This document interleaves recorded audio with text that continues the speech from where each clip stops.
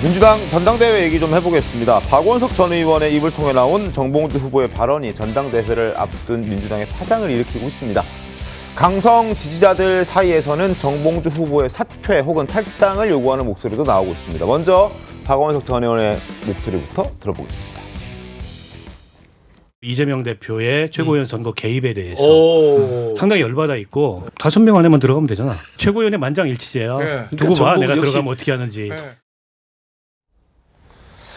자, 오늘은 대전 충남 지역에서 대전 세종 지역에서 지금 전당대회 지역 순회 경선이 있었습니다. 속보를 좀 말씀드리면서 제가 진행을 하도록 하겠습니다.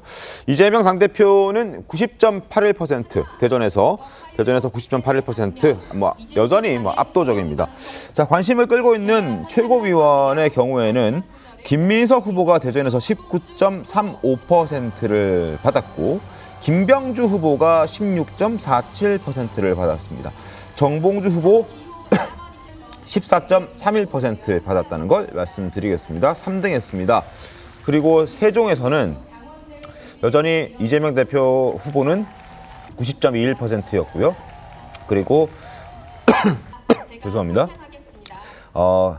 김민석 후보가 18.99%, 그리고 김병주 후보가 2위로 17.29%, 역시 정봉주 후보 3위로 15.31%를 받았습니다. 그래서 누적을 보면 김민석 후보가 18.03%로 누적 득표율에서도 1등, 그리고 정봉주 후보가 아직까지는 누적 득표율에서 15.63%로 2위를 기록하고 있습니다만 2위, 3위인 김병주 후보와 0.1%포인트 정도 차이 나고, 그리고 4위인 한준호 후보와도 한 2%포인트 정도 차이가 나기 때문에 향후 서울과 또 ARS 이런 투표들을 나중에 개봉했을 때 좀 뒤바뀔 수도 있는 그런 상황에 직면해 있다라고 볼 수 있을 것 같습니다. 5명까지 최고위원이 되는 이제 전당대회인데, 선거인데 5명 바깥에 나갈 수도 있을까요, 강선평 의원님? 아니 그럴 것 같지는 않고요. 아무래도 지금 여러 후보들이 있지만 네. 사실 거의 8명, 8위, 7위, 6위 이렇게 거의 좀 정해진 것 같습니다. 네. 오히려 지금 1, 2, 3위보다는 5위, 6위가 사실 누가 되느냐입니다. 근데 제가 여기서 공개적으로 누가 5위 될 것 같다, 6위 될 것 같다라고 말씀드리기는 좀 곤란하지만 어쨌든 정봉주 후보가 어쨌든 네. 최고위에 들어갈 것은 조금 확실시돼 보입니다. 알겠습니다. 자, 그럼 몇 등으로 들어갈까 이제 궁금해지는 건데, 어제 전당대회 경기도 지역 순회 경선 연설장에서는 야유가 쏟아졌습니다. 누구에게? 정봉주 후보에게. 화면 보겠습니다. 저 정봉주에 대한 음해와 모략이 도를 넘어서고 있습니다. 아픕니다. 너무 아픕니다. 동지들의 질타가 너무 아픕니다. 여러분, 탈라치기와 흑색선전 음해에 시달리고 있습니다. 여러분, 단합해야 합니다. 통합해야 합니다. 단결해야 합니다. 정봉주를 끌어내리면 누가 좋아하겠습니까? 누가 안 좋아하겠습니까? 자, 정봉주 후보 이런 당원들의 반응에 자신의 입장을 내일쯤 밝힐 것으로 전망이 됩니다. 선거 열기가 고조되면서 저에 대한 많은 이야기가 지금 쏟아지고 있다. 그래서 다음 주 초, 내주 초 공식 입장을 밝힐 것이라고 이제 얘기를 했습니다. 손준석 대변인님, 어떤 내용이 좀 나올 것 같습니까? 그 정봉주 후보께서 지금 모략과 음해와 흑색선전이 자신을 향해서 있다고 하는데 사실 저는 뭔지는 잘 모르겠고요. 본인이 하신 말씀이거든요. 다 네. 지금 보면. 그 전에 이제 그 기자들 사이에서 그 정봉주 후보가 했다는 말이 이제 카톡으로 돌았다는 것이지 않습니까? 네, 그렇습니다. 거기에는 이재명 같은 사람이 대통령 돼서는 안 된다, 이제 이런 말들이 있었다고 하고. 네.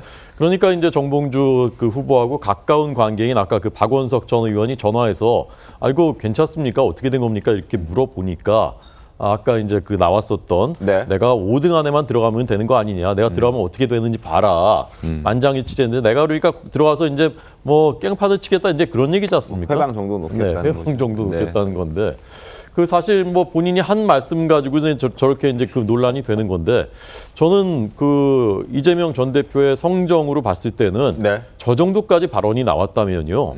어떻게든 떨어뜨리려고 지금부터 이제 총력을 다할 거라고 생각합니다. 그렇게 생각하십니까? 5등 안에는 못 들어. 지금도 저렇게 벌써 시끄러운데 최고위원회에 들어오면 어떻게 해야 되겠습니까? 통제도 안 아니, 되고 자기보다. 그 혹자들은 이제 너무 이제 그렇지 지금 말씀하신 대로 회방을 놓을 수도 있기 때문에 네. 차라리 적으로 만들기보다는 네. 그래도 좀 품어서 이렇게 함께 가는 게 더 자신에게 도움이 되지 않을까라는 의견을 주시는 분도 네, 있는데 정봉주 전 의원의 지금까지 이제 정치 역정을 우리가 다 봤잖아요. 어떤 네. 분인지.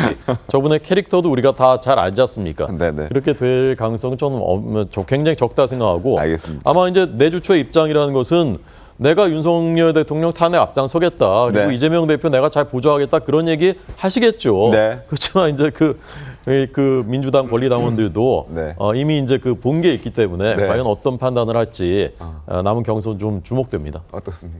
이 권리당원이 저 서울만 남아 있거든요. 네. 서울이 가장 제일 많아요. 맞습니다. 그 호남하고 비슷한데 저 네. 서울만 치면은. 네. 그런데 이게 지금 발표가 되고 있는 게 지금 2등, 3등 이야기하는 게 권리당원의 모바일 투표입니다. 네. 근데 모바일 투표율이 상당히 낮아요. 그 호남 같은 경우는 20% 기록했잖아요. 네. 이번에 투표 안 한 권리당원들이 지금부터 이제 투표를 합니다. 뭐냐면 ARS를 해요. 네. 그러면 만약에 이재명 전 대표가 어떤 신호만 주면은 이 정봉주 후보를 떨어뜨리기 위해서 투표를 안 했던 권리당원들이 다 할 수도 있어요.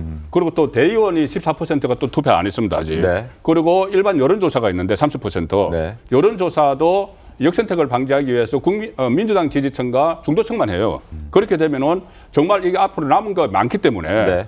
5등 밖으로 나갈 수도 있다고 봅니다. 저는.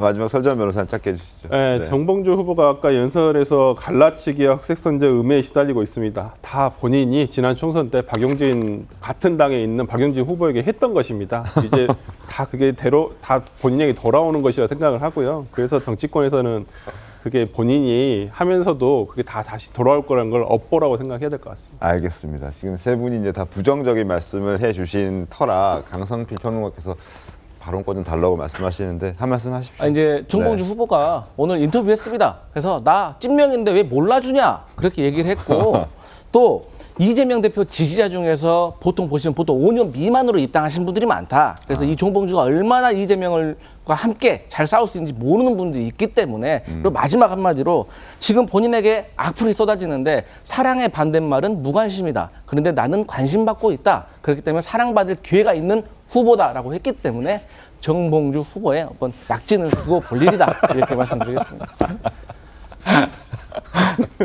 노력하십니다. 알겠습니다.